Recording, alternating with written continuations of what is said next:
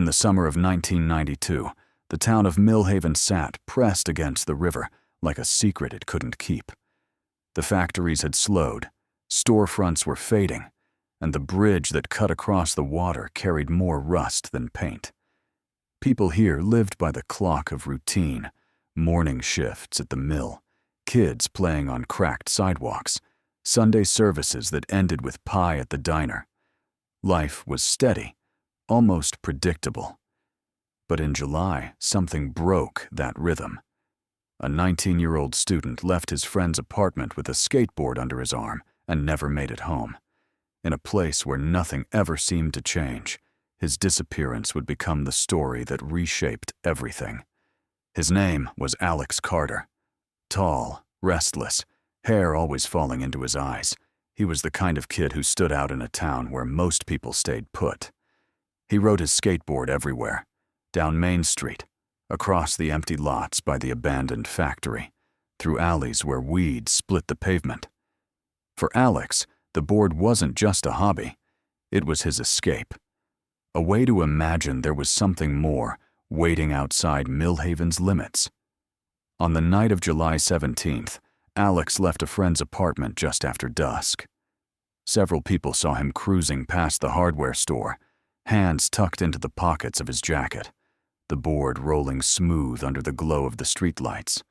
He nodded at a neighbor, kicked once for speed, and vanished into the quiet of the evening. It looked like any other ride through town. For his parents, it would become the last moment they could ever picture clearly. When Alex didn't come home, his mother assumed he'd crashed on a couch somewhere. By morning, she began calling around. Each friend gave the same answer. They hadn't seen him. His bed was untouched, his wallet still on the desk, his room exactly as he had left it. The only thing missing was the skateboard. The police launched a search before noon. Officers checked the bus depot, combed the riverbanks, and questioned his classmates. Flyers went up on telephone poles and in shop windows. A grainy photo of Alex, smiling reluctantly, hair too long, eyes downcast.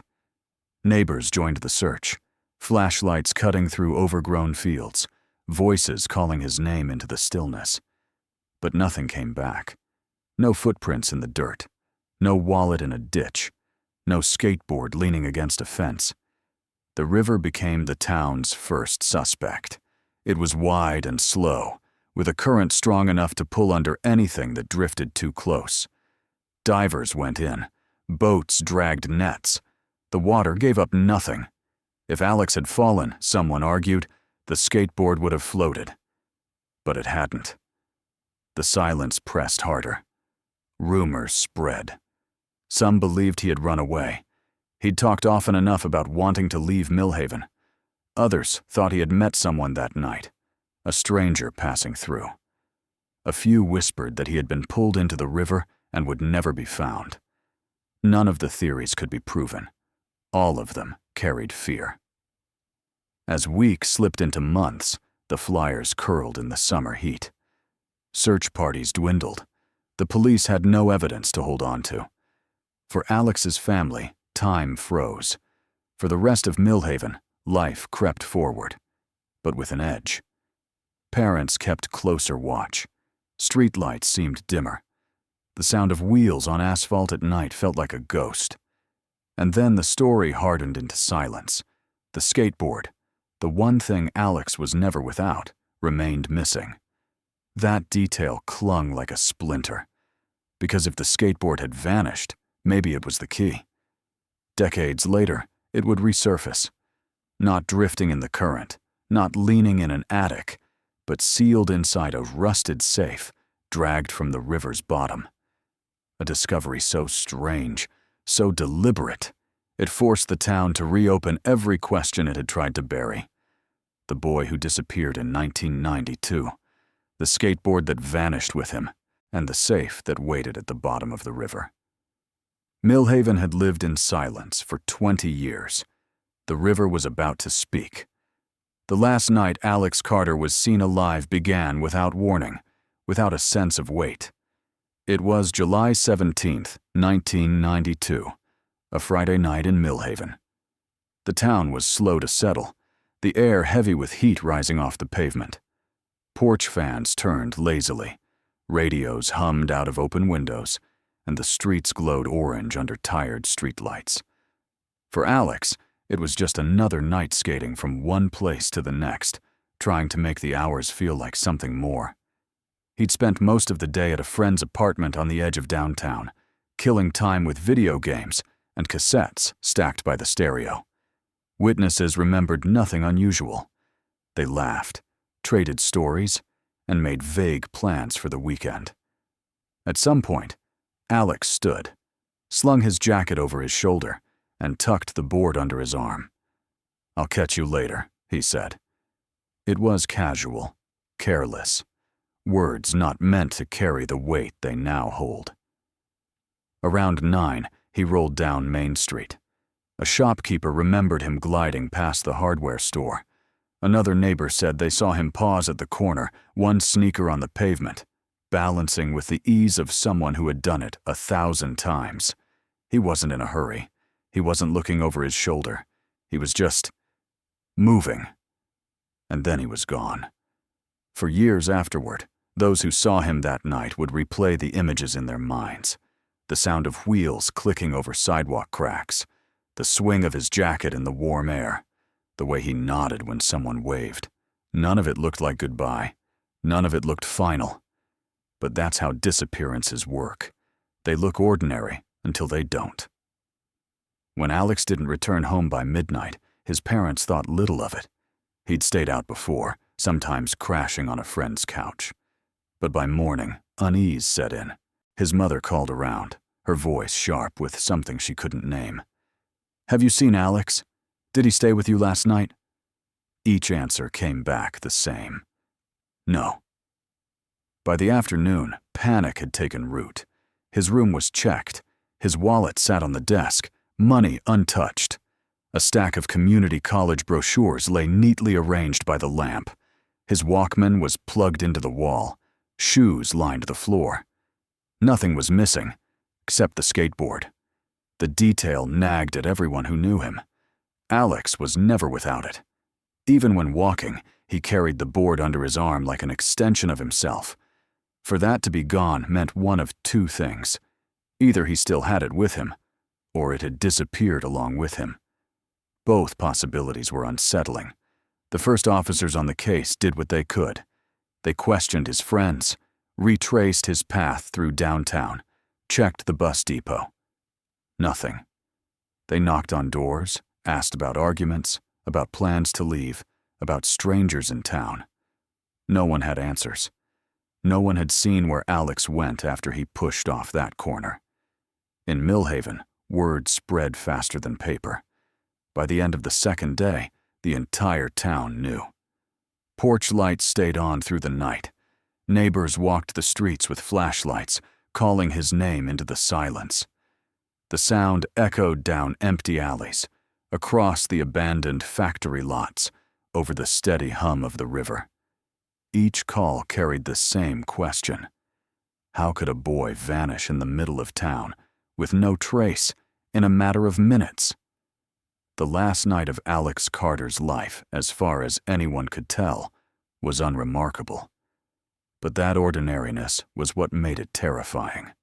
There was no warning, no sign, no shift in the air that suggested the world was about to change. He rode past familiar faces, and then the familiar was gone. Millhaven would never shake the image of that last ride. Morning in Millhaven arrived with heat already lifting off the streets, and with it, the realization that Alex Carter was not where he was supposed to be. His mother began with sensible calls, to the friend whose apartment he had left, to the classmate he met for coffee, to the night manager at the diner, where he sometimes picked up late shifts. Each conversation ended with the same careful pause. No one had seen him since the evening before. By 10, she was at the police station with a photograph and a notepad of numbers.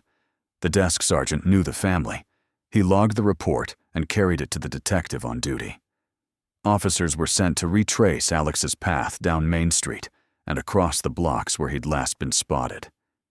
A squad car idled outside the Carter's house, while another officer walked the alleys with a flashlight, though the sun was already high. Inside the house, the detective moved room to room. Nothing suggested a plan to leave. Wallet on the desk, backpack against the dresser, community college brochures fanned neatly under a lamp, a cassette stuck halfway in the stereo, shoes under the bed. The only absence was the skateboard, an absence that grew louder by the hour. Neighbors began to organize without being asked. One unfolded a county map and opened a box of markers. Another knocked door to door, recruiting anyone with time to spare.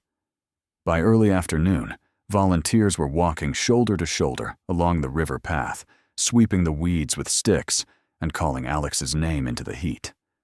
Others checked the empty loading docks behind the hardware store, the gravel lot by the dead rail spur, and the square of concrete behind the cannery where kids skated after curfew. At the river, the current looked deceptively slow. An older volunteer pointed out whirlpools near the pilings and the places where the bank undercut into soft dirt. Officers radioed for a boat. By late afternoon, a small aluminum craft drifted under the bridge, while two firefighters dragged a hook along the bottom. Nothing came up but weeds and a broken tire. People whispered in relief and then felt guilty for it. The phone at the Carter's house rang without stopping. Some calls were kind. Others offered stories that multiplied details without adding facts. A teenager thought he saw a boy on a skateboard near the bus depot. A cashier remembered someone with dark hair buying batteries right before closing. A man from 3 streets over reported hearing wheels at midnight, then admitted he might have dreamed it. Each lead was written down and handed to officers, who chased them with first-day energy. By evening, the search widened. A detective requested security tapes from the corner market. The owner couldn't work the machine and handed over the unit. Patrol cars rolled slowly through residential blocks with windows down, calling out to dog walkers and people watering lawns. Everyone knew everyone here. Everyone should have seen something. No one had. Alex's friends gathered on the Carter's porch. They tried to talk about anything but the obvious and failed. One mentioned a party the next night. Another repeated a joke Alex had made about taking his board to the coast and riding until the road ran out. The words landed badly and stayed there. Eventually, someone suggested checking the vacant mill by the river, its ramps, its echoing floors, the spots where security lights hadn't worked in years. A group left with flashlights and promised to call if they found even a trace. As darkness built, the detective returned to the house with a question asked as gently as possible. Was there any chance Alex had left by choice? His mother shook her head before the sentence ended. His father stared at the wall and said that if Alex had planned to leave, he would have taken his things. The detective nodded. It wasn't proof, but it was context. Plans leave traces. This disappearance didn't. Near midnight, a helicopter from a neighboring county swept across town. Its beam slid along rooftops, skimmed the river, and crossed the lots where kids skated. 3 passes, then the night was quiet again. Before the day ended, officers taped flyers in the post office lobby and at the diner door. A detective pinned one to the corkboard at the laundromat and stood there a moment, studying the photograph. At home, Alex's mother placed a glass of water on the kitchen table and left the porch light on. It was a ritual without logic that felt like the only thing left to do. The first 24 hours closed with no skateboard, no purchase on a timeline, no reliable witness beyond brief glances. The absence itself began to feel like evidence.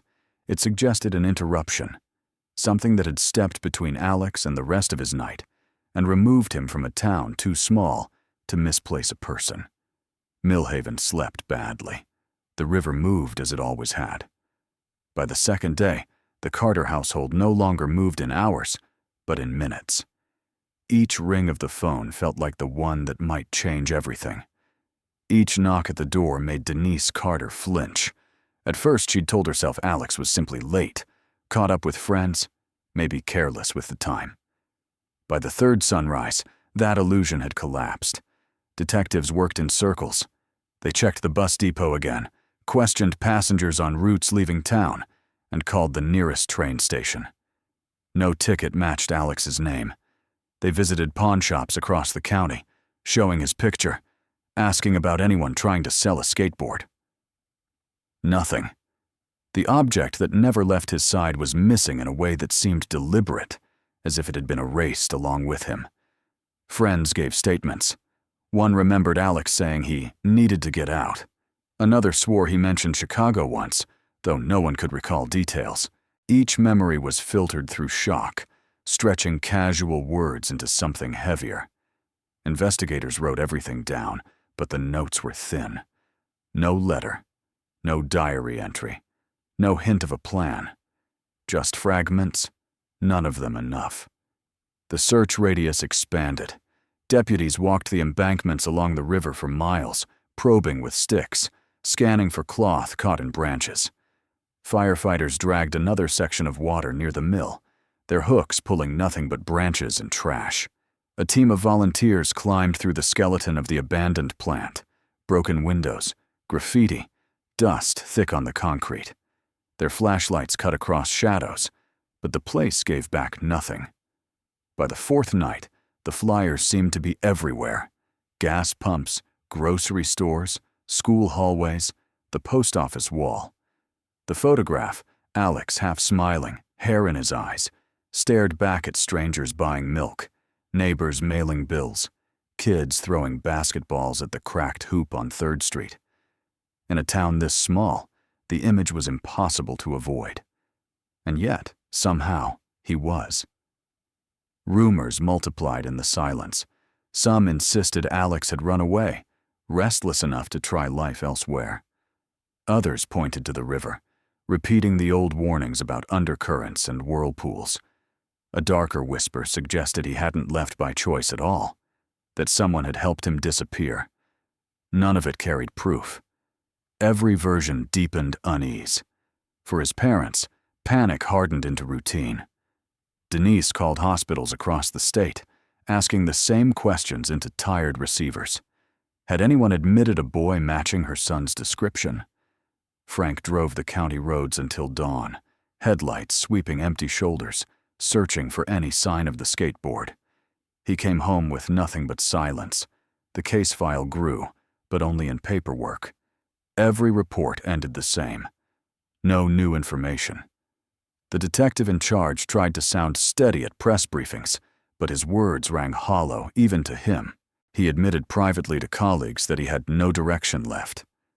"A kid doesn't just vanish," he muttered more than once, but his notes showed that one had. By the end of the week, the town had shifted from waiting to fearing. Porch lights stayed on longer, doors locked earlier. Parents held their children's hands a little tighter. Millhaven's rhythm, once steady, was fractured. And through it all, the skateboard remained missing. Its absence loomed larger than any rumor, larger than the river, larger even than the boy himself. Because if the board was gone, someone, or something, had taken it.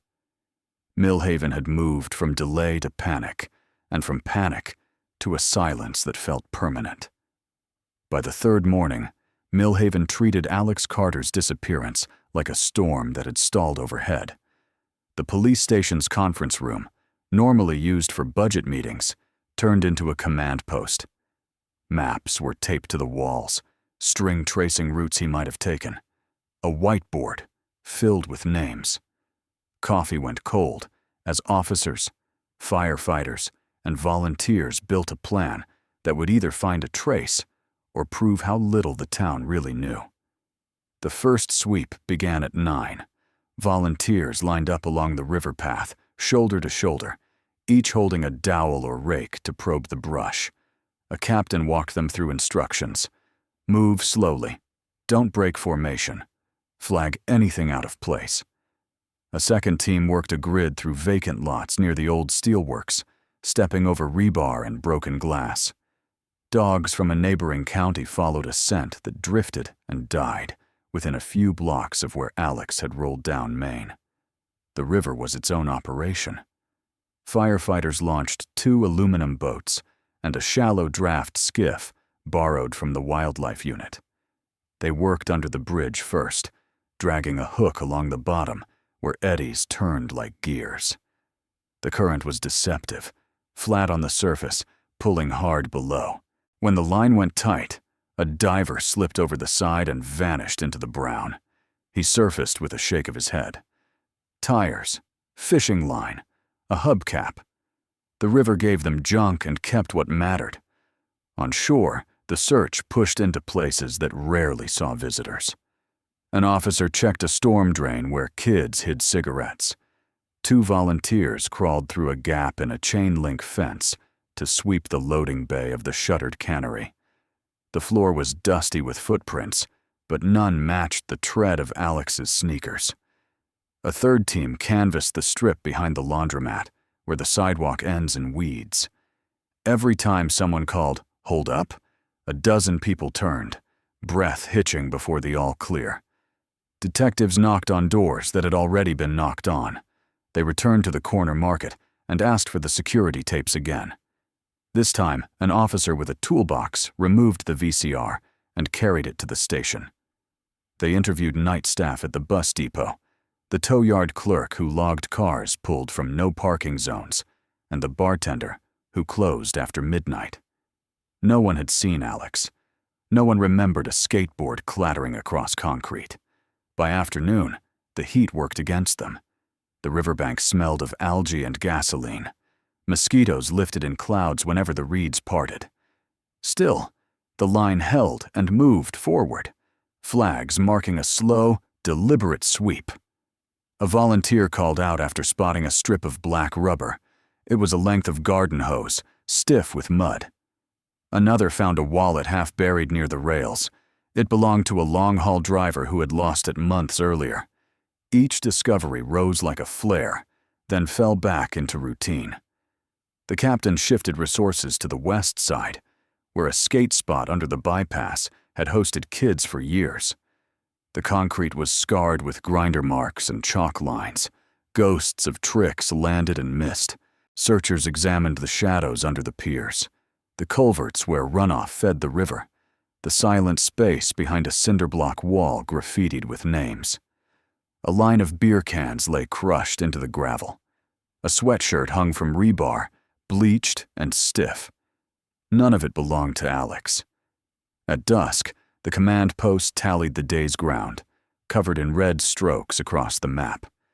The numbers looked impressive until they were translated into the one measure everyone cared about.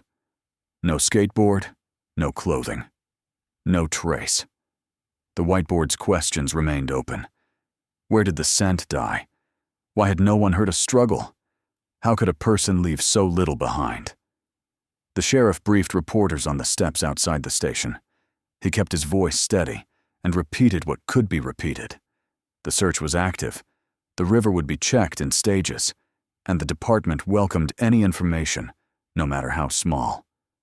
Asked whether foul play was suspected, he said only that all possibilities remained on the table. It sounded like progress and felt like stasis. Night gathered along the water. Floodlights threw hard cones onto reeds that glittered with insects. Boats tied off. Volunteers returned flags and rakes, voices low from fatigue. At the Carter house, the porch light burned, a square of brightness on a block dimming window by window. Denise stared at the phone as if a call might arrive by gravity. Frank unfolded the map, traced the river with a finger, and stopped where the pencil met open water. The first sweep ended with the town feeling larger than it had in years, full of edges and pockets where a person could be hidden from view. Tomorrow, they would widen the grid and start again. The river moved through the dark without comment, as if holding its breath. By the end of the first week, Millhaven was covered in Alex Carter's face. Flyers curled on lampposts, taped to gas pumps, pinned above the corkboard at the post office. The photograph, hair in his eyes, a grin that looked both shy and defiant, stared back at everyone who passed. It was impossible to walk through town without seeing him, and yet, the boy himself was nowhere. Tips poured in, enough to fill a binder. Each one carried its own urgency, its own flicker of hope. A truck driver swore he saw a teenager skateboarding along Route 14 near midnight. Detectives drove 40 miles out and found nothing but gravel shoulders and silence. A waitress insisted she served Alex coffee at a diner 2 towns over. Investigators checked the register, the tapes, the receipts. No trace. Another caller reported a boy hitchhiking on the interstate, heading west. The description was vague, the sighting unconfirmed. Dead ends, all of them. Police began cataloging the leads in categories: plausible, weak, unlikely. The plausible stack grew thinner by the day. Officers admitted privately that chasing each one wasted precious hours, but ignoring them felt like betrayal. Denise Carter pressed them to keep going, her voice firm, eyes rimmed red from nights without sleep. She refused to let the silence win. Detectives revisited Alex's friends, pressing harder this time. Had anyone noticed changes in his mood? Did he talk about leaving? About fights? About debts? Most said no. One remembered Alex joking about Chicago, but couldn't say when. Another claimed Alex seemed off the week before, quiet, distracted, but struggled to explain what that meant. The answers added weight, but no clarity. The river was searched again, this time with sonar borrowed from the state police. The screen lit up with shapes that turned out to be logs, old tires, a sunken shopping cart. Divers marked each anomaly. Dove surfaced with nothing. Hope rose with every beep and collapsed with every muddy object dragged ashore. Meanwhile, the town's imagination grew darker. Some said Alex had been pulled into something criminal. Wrong place, wrong time. Others whispered about a stranger's van seen on the edge of town that week, though no one could recall the license plate.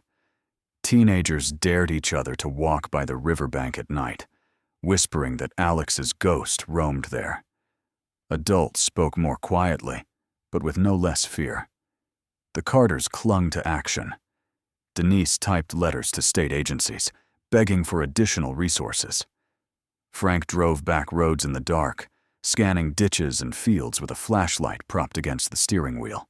At home, their answering machine filled with messages, neighbors offering help, strangers with theories, reporters fishing for quotes. Denise played each one, hoping for a voice that carried truth. None did. By the second week, the binder of leads was thick. The detective in charge flipped through it each morning, pen tapping against the margin, frustration etched on his face. Somebody knows something, he muttered. But knowing that didn't make it true. Each false lead didn't just waste time. It carved hope into smaller and smaller pieces. For every rumor chased, every road driven, every field checked, the town was reminded of how little they had. Alex Carter was still gone. And Millhaven, despite all its searching, was no closer to understanding how. The second week bled into the third, and the search for Alex Carter no longer looked like a rescue. It looked like endurance. Volunteers still gathered at the firehouse each morning, but the lines were shorter. Some had returned to shifts at the mill. Others couldn't afford to lose more days in the fields. The urgency that had filled Millhaven began to fray, thread by thread.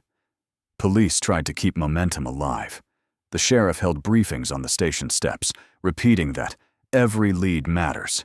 He kept his tone steady, but even reporters noticed the words were thinner.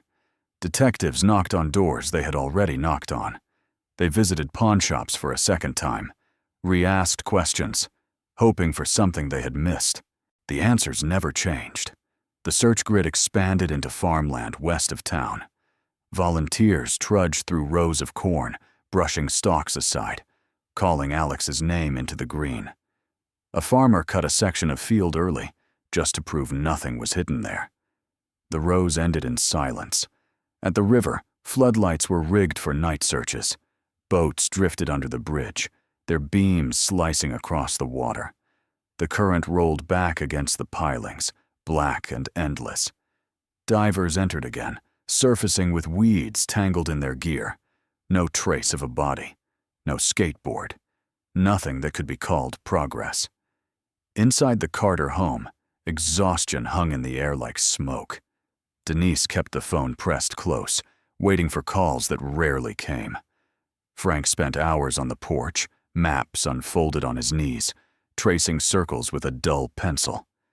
Their house became a landmark of grief. Neighbors brought casseroles and pies, but the food piled untouched in the fridge. Visitors left quickly, uneasy in the weight of absence. Rumors shifted into resignation. Some townspeople decided Alex had run away, and they said it with certainty now, not as theory, but as explanation. Others clung to the river, convinced his body would surface eventually. A darker group suggested he'd been taken, pointing to the skateboard as proof. No boy, no board, no accident. Each version filled the silence, but none gave comfort. By the end of the month, the sheriff admitted to the Carters what everyone already knew. The search had reached its limits. "We'll keep the case open," he said. "We'll follow anything new." But resources were stretched thin. Volunteers were worn down. The binders were thick with notes and thin on answers. The flyers, once crisp and bright, began to fade. Rain curled their edges. Sunlight bleached Alex's face into a ghostly blur. People walked past them without stopping. They had seen the picture too many times. The town that had once marched into fields with flashlights now lowered its eyes when the Carters passed. The community had given what it could. And yet, Alex was still gone.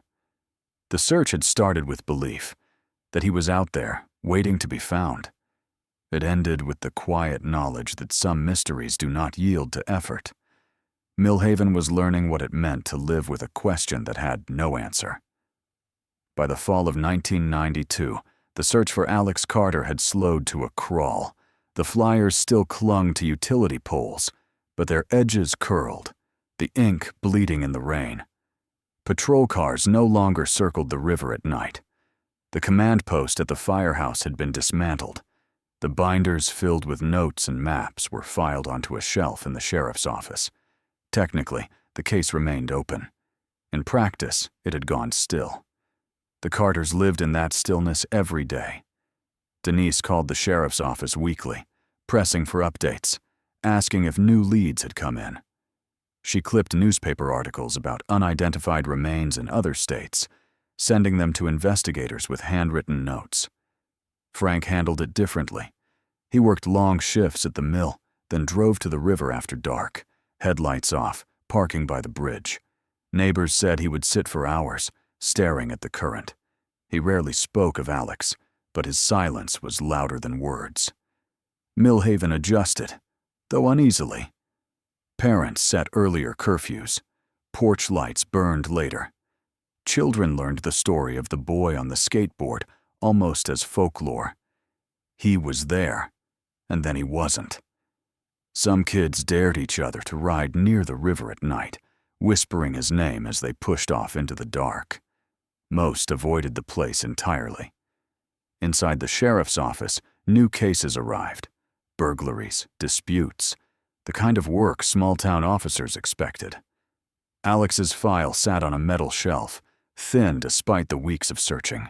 Each entry after September was brief. No new information. Family contacted. Lead unsubstantiated. The words repeated until they meant nothing. Detectives admitted privately that they had no direction left.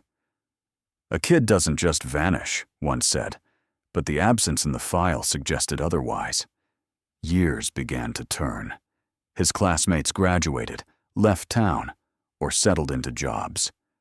Alex's name appeared in the yearbook only once more, in a memorial section, tucked beside other students lost to accidents or illness. Teachers avoided the subject, but students whispered. Some believed he had run away to Chicago or farther. Others believed he had drowned in the river. A few turned his story into something darker, telling ghost tales about a skateboard that could be heard at night. For Denise, the silence was unbearable. She organized vigils on the anniversary of his disappearance, gathering a handful of neighbors to light candles at the river's edge. She wrote letters to newspapers and crime shows, trying to keep Alex's name alive. For Frank, silence was survival. He carried grief like a weight in his shoulders, speaking less each year. The town carried the absence like a scar. Life moved forward. New families arrived. Old houses sold. Children grew up. But the rhythm had changed. Trust had thinned. People locked doors that once stayed open. Strangers drew longer stares. Millhaven's innocence had been broken, and in its place was a story no one wanted to tell, but no one could forget. The boy who vanished in 1992 had become a permanent question. And in Millhaven, questions had a way of lingering. With the search long over, only speculation filled the silence. In Millhaven, Alex Carter's disappearance became a story people told to explain the shadows in their own town. Over time, theories multiplied until they hardened into folklore. The most common was that Alex had run away. He was 19, restless, and often talked about wanting to escape Millhaven's narrow streets. Friends remembered his jokes about Chicago, about California, about anywhere that wasn't here. To those who believed it, the skateboard was proof. He had taken it with him, his only possession that mattered. The idea comforted some. It was easier to picture him skating down a busy city street than lying at the bottom of a river. But there were holes. He left behind his wallet, his clothes, his Walkman, even the brochures for community college he had circled in pen. A runaway usually leaves signs. Alex had left none. The river theory never died. People pointed to the current, to the way dogs had lost his scent near the water. Parents told children that Alex had drowned, swallowed by the river that had claimed others before him. For years, it became a cautionary tale. Don't go near the banks. Don't skate too close to the bridge, or you'll end up like Alex Carter. It gave the town an explanation, but not a body. The skateboard, again, stood in the way. If he had fallen, it should have surfaced. It hadn't. Then there were darker theories. Some believed Alex had been taken, lured into a car, grabbed off the street, hidden away by someone who knew the town well enough to erase him. Suspicion shifted from stranger to neighbor and back again. People remembered a van parked on the edge of town that summer. Others recalled drifters passing through. Each memory grew sharper in hindsight, though none could be proven. Whispers carried weight, but whispers weren't evidence. Beyond Millhaven, outsiders added their voices. Amateur sleuths wrote letters to the sheriff, connecting Alex's case to unsolved disappearances across the Midwest. Some thought he was the John Doe found 2 counties away. Others matched him to a missing person report in Ohio. Denise Carter followed each lead, calling hotlines, writing letters, chasing down rumors. For her, no theory was too far-fetched. Frank despised the speculation. He told neighbors not to repeat rumors within earshot. For him, theories turned his son into a puzzle piece instead of a person. The theories did what facts could not. They kept Alex's name alive. Children who grew up after 1992 heard the stories not as memory, but as legend. Some whispered he haunted the riverbank at night, wheels clattering faintly against the bridge. Others swore they saw a figure with a skateboard in the abandoned mill. Myths filled the gap that evidence had left. 2 decades passed, and the theories remained. None proven. None dismissed. They hovered over Millhaven like fog, blurring truth into rumor, rumor into memory. The absence had become a story of its own. Years do not solve a disappearance, they only rearrange it. In Millhaven, Time wrapped itself around Alex Carter's case until it felt less like an investigation and more like weather, something that moved in, settled, and never fully cleared. The flyers yellowed, then vanished. The maps came down. The whiteboard in the conference room was scrubbed clean and used again for budgets. What remained was a thin file in a metal cabinet and a family that never stepped out of 1992. Life went on in visible ways. The mill reduced shifts, then reopened under a new name. A subdivision crept toward the river on land that had once been soybeans. The hardware store changed owners. The diner swapped its orange booths for polished wood. Kids who had searched for Alex grew up, moved away, came back with kids of their own. They taught them to ride bikes, to look both ways, and to stay off the riverbank after dark. Inside the Carter house, the clock resisted forward motion. Denise kept Alex's room tidy, the bed pulled tight, the cassette still in the stereo as if pausing a song could pause a life. On anniversaries, she set a candle on the windowsill and watched its flame reflect in the glass. She wrote letters to new sheriffs, to state investigators, to the National Database for Unidentified Remains, asking that Alex's DNA be kept on file. Every reply was correct, polite, and thin. Frank grieved in motion. He replaced worn steps on the porch, patched shingles, kept the car running through winters. He rarely discussed his son, but neighbors noticed the way he paused on the bridge, hands gripping the rail, eyes on the current as if it might produce an answer if watched long enough. Detectives changed. The file did not. A young investigator took over in 1998 and started from page 1, calling old witnesses, plotting fresh maps, requesting river searches that budgets could no longer justify. He lasted 2 years before a promotion sent him to another county. The file moved to another shelf. Later, a new sheriff digitized records. Alex's case became a string of entries in a system that could sort, filter, and print, but could not explain absence. From time to time, silence cracked. A hiker found bones in a ravine 2 counties over. A crew clearing brush along the interstate uncovered a shoe with a cracked sole and a dark stain. A John Doe appeared on a coroner's list with a description close enough to raise hope. Each time, Denise drove hours, carried paperwork, and braced for an answer. Each time, DNA said no. She learned to read lab phrasing the way other people read weather. Insufficient sample. No association. Consistent with exclusion. Hope did not disappear. It thinned until you could see through it. Millhaven learned to live with a myth. Teenagers told each other that under the bypass, late at night, you could still hear a skateboard wheel ticking over seams in the concrete. Parents shook their heads at the story, then reminded their kids to be home by 9. A new skate park opened on the west side, a city grant stamped on a plaque. Chalk had been ground into its surface for years by the time someone wrote Alex in block letters on the coping and left it there. No one erased it. Technology advanced around the case like scaffolding around an empty space. Databases expanded. State labs improved their tools.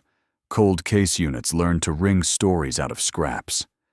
Detectives entered Alex's information again and again, tweaking ages, adding dental records, scanning the photograph at a higher resolution. The system acknowledged receipt and returned nothing. The skateboard remained the problem you could not let go of, the missing object that made every theory feel incomplete. If Alex had fallen into the river, the board should have floated. If he had run, someone should have seen it. If he had been taken, where did it go? 10 years became 15, then 20. The town changed its edges, but not its center. The bridge was repainted. The mill's smokestack came down in a cloud of brick dust that settled on lawn chairs blocks away.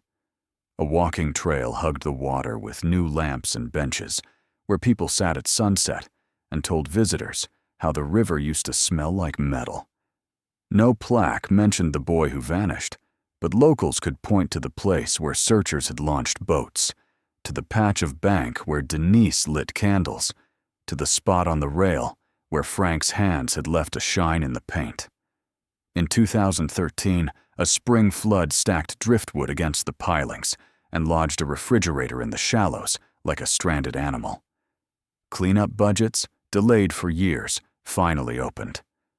A line item appeared at a council meeting: debris removal along the west bank and under the bridge, appliances, tires, scrap. It sounded like maintenance, the kind of thing a small town does when it can afford to catch up. No one connected the list to a file in a cabinet labeled Carter, Alex. The request for bids went out in winter.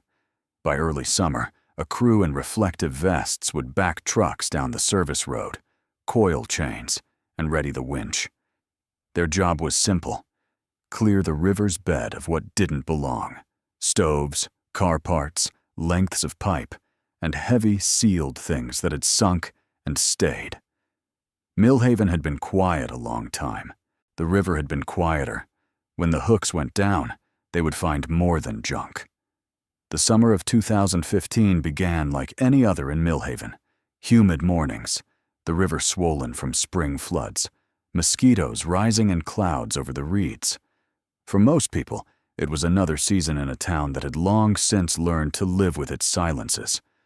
But for the crew, hired to clear debris from the river, it was just a job. Pull out what didn't belong, load it onto trucks, and move on. On a gray morning in June, they backed their rigs down the service road, boots sinking in the soft ground. Chains rattled, winches whined, and hooks dropped into the current. Tires came up first, slick with mud. A washing machine followed, its enamel eaten by rust. A refrigerator surfaced next, wedged against driftwood, the stench spilling across the bank. The men joked grimly as they worked, the way crews do when tasks are heavy and endless. Then a hook snagged something different, heavy, unyielding. The winch strained as the cable went taut, gears squealing under the load. Slowly, out of the water, rose a steel safe, edges pitted, seams rusted, its weight undeniable. The crew froze for a moment, staring at the object dripping black water. One of them muttered that safes in rivers never held anything good. Another laughed, but uneasily. They hauled it onto the bank, where it thudded into the mud like a sealed secret. The foreman called the sheriff's office. Within the hour, 2 deputies arrived, their boots sinking into the same muck. They circled the safe, studied the lock eaten away by years underwater, and exchanged glances that said more than words. A decision was made. It would be opened at the station, documented properly. The crew helped load it onto a flatbed, chains clanking against metal. The truck pulled away under curious eyes. Word spread through town before sunset. A safe had been pulled from the river. People repeated it in hushed tones at the diner, at the gas station, on porches where neighbors gathered in the sticky evening air. Everyone knew the river's reputation. Everyone remembered what it had kept hidden since 1992. The rumor grew fast. Maybe it was connected to Alex Carter. Maybe, after all these years, the river had finally spoken. At the station, the safe was wheeled into an evidence bay, water still dripping onto the concrete. A grinder sparked against the hinges, the smell of burning metal filling the room. When the lid finally gave, the door swung open with a screech. Inside was sludge, paper pulped into paste, coins fused with rust. And lying diagonally across the bottom, warped but unmistakable, was a skateboard.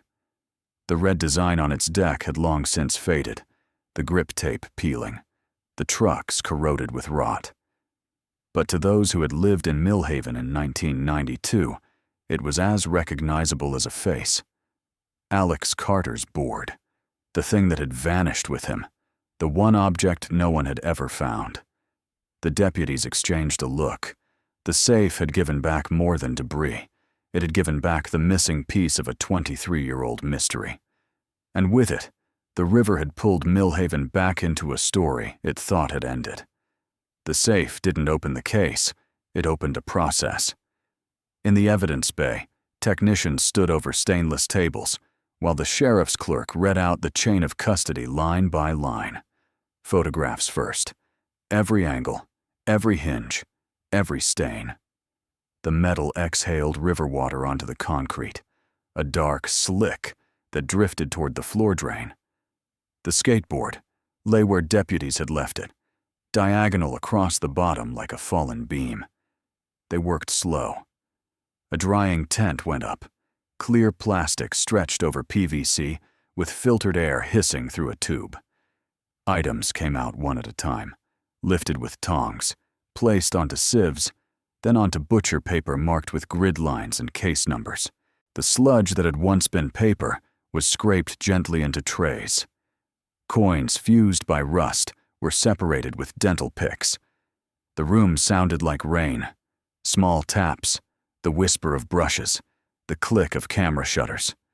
The safe yielded a short list. The skateboard, warped but whole. A knot of coins turned into a single rusted lump. A key ring with 2 blanks so corroded their teeth were nearly smooth.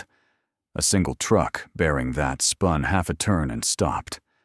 Bits of plastic laminate that might once have been a card. Paper pulp without readable ink. No wallet. No tape recorder. No neat letter that could be signed and dated and held up for cameras. Just a set of objects that said 2 things clearly. Someone sealed them here, and someone expected the river to keep them. The skateboard drew every eye. Technicians measured it nose to tail and across the deck, noted delamination at the tail, logged the trucks and wheels as separate components. The red graphic on the underside was almost gone, but in bright light a shape bled through, part of a flame pattern, the ghost of a brand. One deputy remembered seeing that same design on a board in a photograph taped to the Carter's fridge in 1992. Memory is not evidence, the detective reminded him. Still, everyone looked a little closer. They searched the interior of the safe for context. On the back wall, near the hinge, the metal showed a faint stamp. The manufacturer's mark, and a serial sequence too pitted to read without light and angled mirrors. The lab photographed it, enhanced it on a monitor, and isolated 3 numbers in a row. It wasn't much, but a number tied to a purchase could lead to an owner, and an owner could lead to a timeline. The detective wrote the sequence on his hand anyway, as if keeping it closer might keep it from evaporating. Outside the station, the town gathered in the heat. People stood under the eaves, pretending they were there to file paperwork or pay tickets.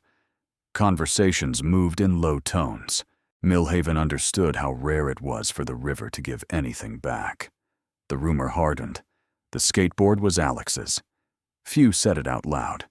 Saying it made it real. The Carters were asked if they wanted to see the board. Denise said yes, then no, then yes again. In the end, she stood in the doorway of the evidence bay, hands folded so tightly the knuckles went white, and stared at the deck through the plastic of the drying tent. Frank stayed a pace behind, eyes on the trucks, where corrosion had turned the metal the color of ash.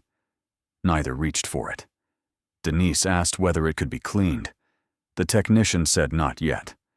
The board needed to dry slowly, or it would shed what little it had left. Back in the lab, the focus narrowed. If fingerprints had ever lived on that surface, the river had taken them. But grip tape could hold other things. Fibers, grit, skin cells ground into the adhesive. Under a scope, the tape looked like a field of dark shingles. A tech lifted one corner with a scalpel and eased it back a fraction of an inch. A filament clung to the glue. Pale, fine, curved. Hair, maybe. Or nylon. It was teased free and slid into a vial. If the river had tried to erase, perhaps the safe had kept a memory. They sifted the sludge for words. Most of it was nothing. Paper turned to paste. but a rectangle of laminate yielded a faint pattern across its edge, the lattice that cheap ID cards sometimes showed when they delaminated. No letters, no name, only the suggestion of something once official. The tray was labeled and carried to a scanner anyway. Sometimes contrast and angle reveal what the eye can't. The skateboard's hardware came off next. The trucks went into separate bags. The wheels, once translucent, had turned opaque, their urethane pitted and soft. A technician pressed a cotton swab into a pocket of the wheel well and turned it slowly. Dark residue lifted onto the tip. Maybe oil. Maybe river. Maybe something that would answer a question no one could yet form. The safe itself was evidence. Its lock mechanism had failed long before the grinder ever touched it, the tumblers welded by corrosion. Inside the door, under a flap of metal, a plate showed the model line. The sheriff's office sent the photos to the manufacturer and asked for purchase records. Who sold this model, to whom, and when? Millhaven had only a handful of businesses that would have used a safe this size. The list was short enough to fit on a sticky note. Reporters asked for a statement. The sheriff gave the only one he could. Items had been recovered. Analysis was ongoing. Speculation did not help the investigation. He did not say the word skateboard. He did not have to. The town already knew. What no one could say was how a board and a handful of small objects had ended up sealed in steel and lowered into the river. The safe's weight meant more than one person, or a hand truck and a plan. The angle of the board inside suggested it was placed with care, not tossed. The absence of a name or a note suggested intent, a story put out of reach where water would finish the job. As daylight fell, the evidence bay quieted. Fans hummed under the plastic tent. Labels dried on the corners of bags. A deputy signed off on the log and turned out the overheads. In the dim, the shape on the table looked almost ordinary. A skateboard. A safe. Junk lifted out of a river. But Millhaven had learned to distrust ordinary shapes. The safe had been a container for weight. Now it contained something heavier. The sense that the past had been touched, and that it might respond. Tomorrow, the samples would go to the state lab. The number on the safe would go to a database. And the board, drying slowly, giving up nothing, would wait to see whether it could still speak after 23 years underwater. At the state laboratory, the skateboard and its companion evidence arrived in sealed containers marked with case numbers last used 2 decades earlier. For the technicians unpacking them, it was another cold case item, waterlogged and fragile. For Millhaven, it was a chance, thin, improbable, but real, for the silence to break. The board was handled like bone. Conservators placed it in a humidity-controlled chamber, allowing the water to evaporate slowly, without collapsing the wood. Fibers were lifted from the grip tape, cataloged, and sealed in vials. Under ultraviolet light, faint stains appeared across the underside. Organic, though too degraded to identify without chemical analysis. The trucks and wheels were disassembled, their axles swabbed. Every fragment was bagged, every bag photographed. DNA testing had advanced far beyond what investigators had in 1992. Technicians scraped residue from the adhesive on the grip tape and compared it against samples in the national database. They didn't expect miracles. The river had a way of erasing. But even degraded material could sometimes yield a profile. Weeks passed before the results came back. Partial matches, fragments of code that aligned with Denise and Frank Carter. Confirmation, in the technical language of science, that the board had once belonged to their son. It was not a revelation. Everyone already knew the skateboard was Alex's, but science made belief official. A report was typed, signed, and filed into the case system. The boy who disappeared in 1992 had been tethered back to Millhaven not by his body, but by the object he never left behind. Other items told smaller stories. The corroded coins matched currency minted in the late 1980s. The key ring showed no distinct teeth, nothing that could tie it to a lock. The pulp of paper resisted recovery. Though under magnification, one sheet revealed the shadow of a grid, possibly ledger paper, the kind used in offices before computers replaced them. The safe itself was traced to a manufacturer that had sold units through regional hardware distributors. Records from the early 90s were incomplete.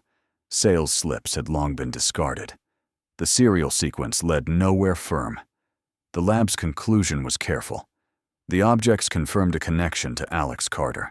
They confirmed deliberate placement inside the safe, but they could not say who sealed it, or why, or what happened to Alex on that July night.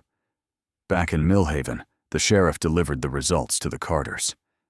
Denise sat stiff in her chair, listening as the detective explained the findings in measured tones. The skateboard was Alex's. No doubt.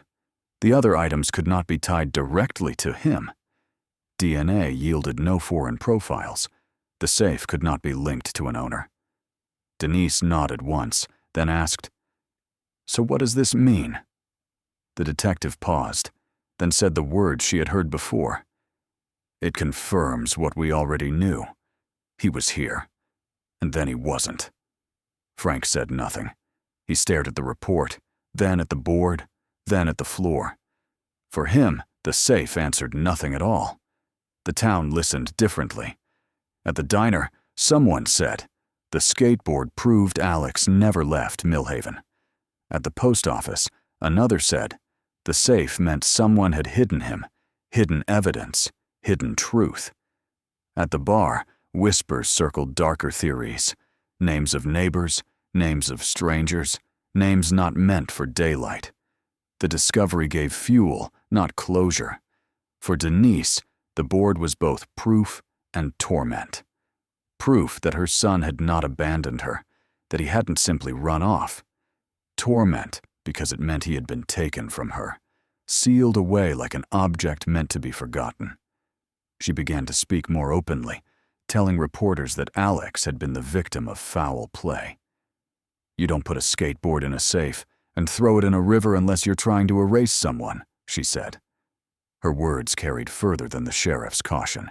The safe had surfaced, the board had been identified, and yet the mystery remained intact. Millhaven had been given evidence without explanation. The river had spoken, but it had spoken in fragments. And fragments, the town was learning, can be heavier than silence.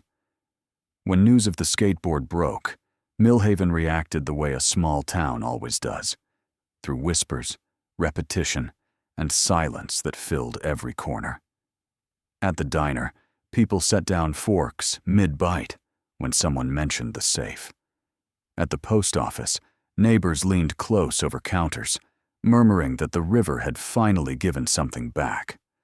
On porches, older residents shook their heads and said they remembered the summer of '92 like it was yesterday.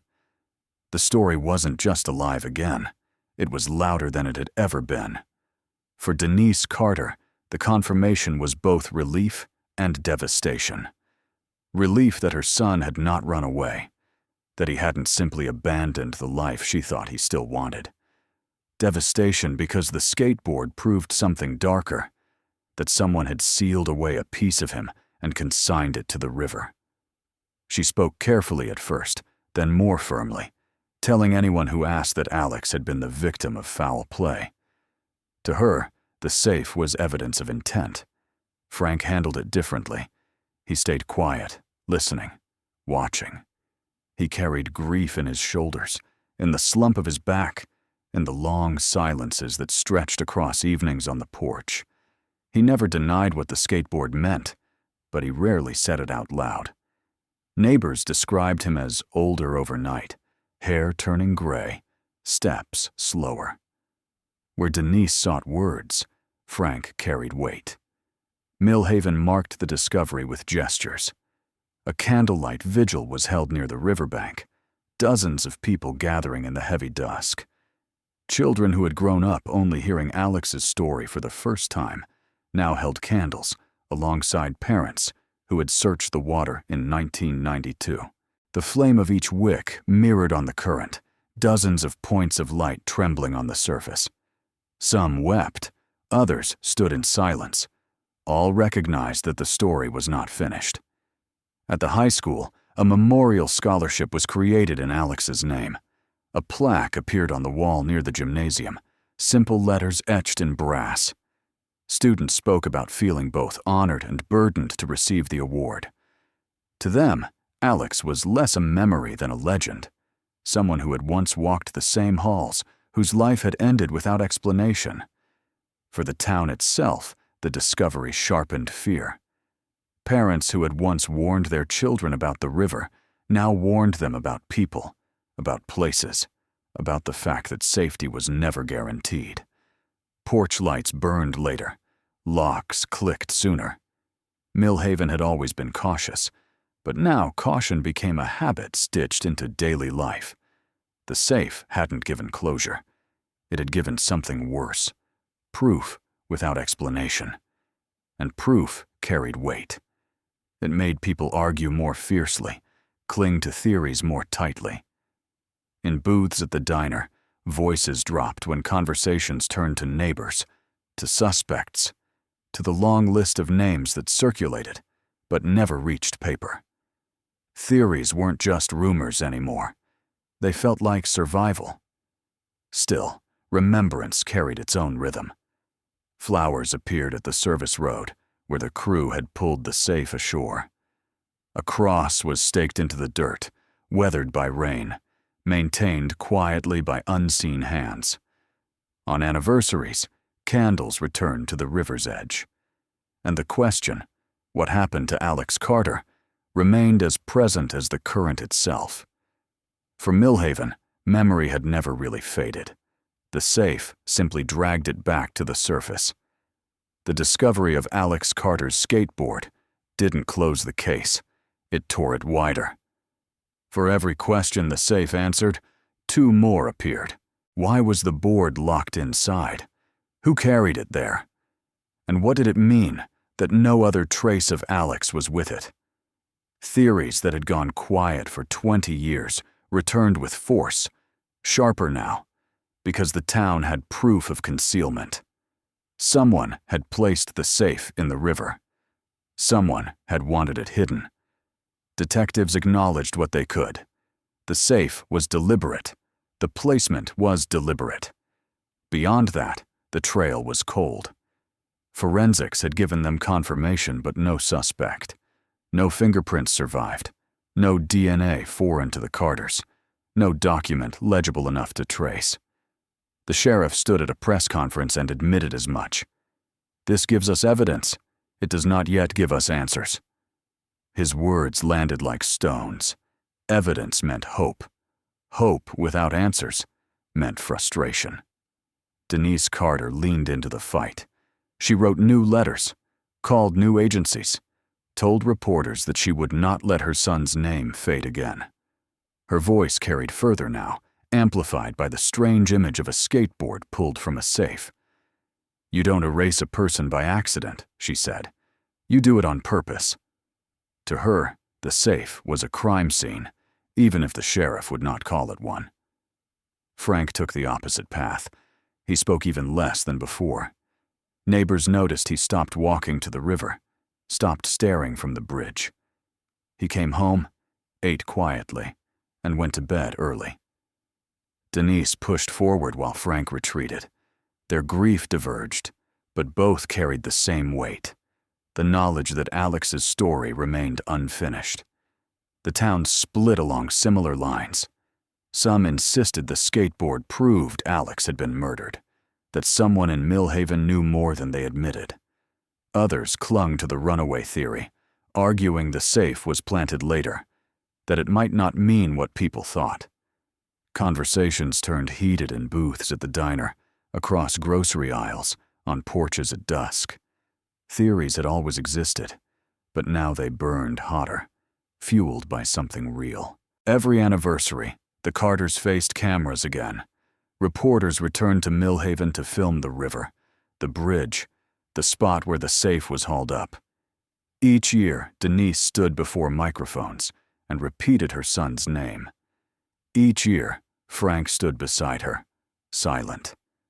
The story replayed like a ritual the town could not stop performing. The unanswered questions spread beyond Millhaven.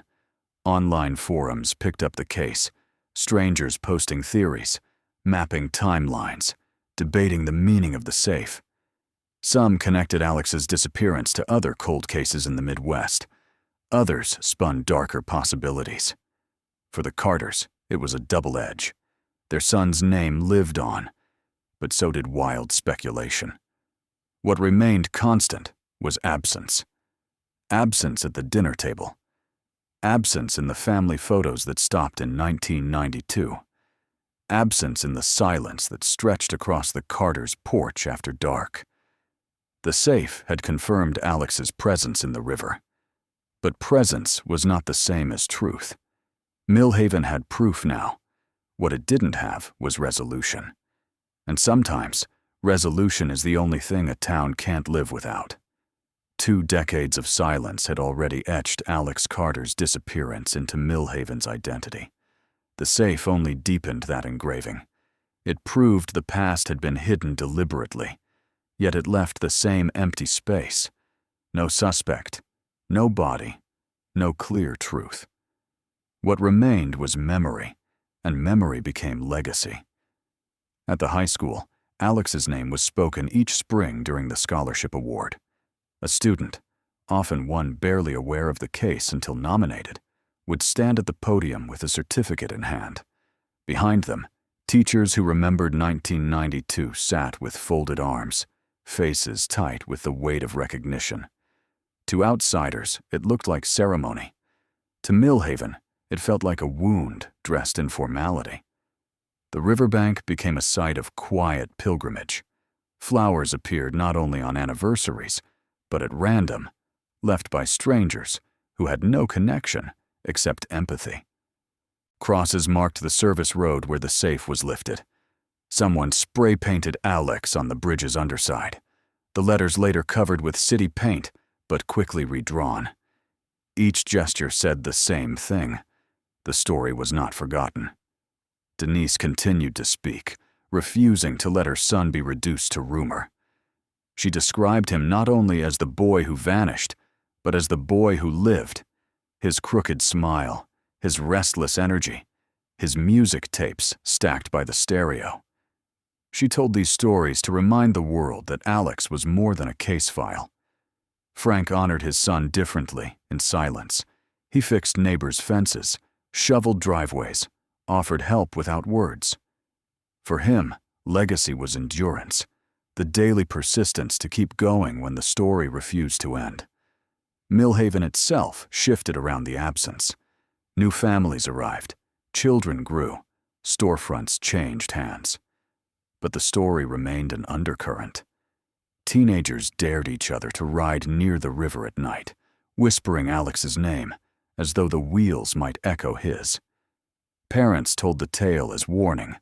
A boy once left on his skateboard and never returned. The myth became both legend and caution, passed down with the same inevitability as the seasons.